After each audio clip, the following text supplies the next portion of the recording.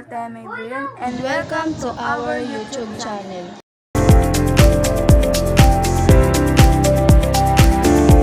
First step, download from the web, install.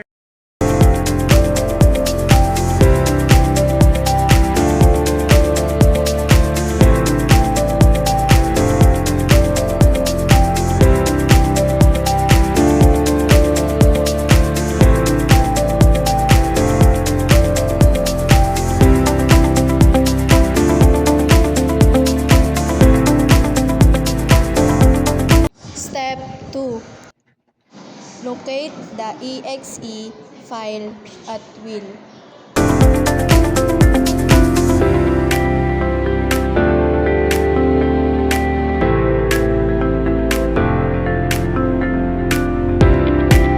Double-click the exe file.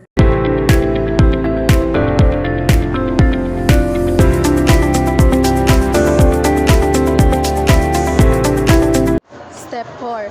A dialog box will appear. Follow the instruction to install the software.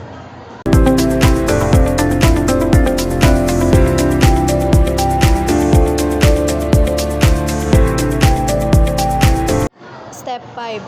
The software will be installed. You can now open the application.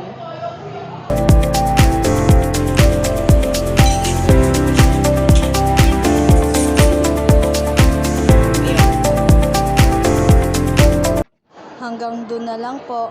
Bye-bye!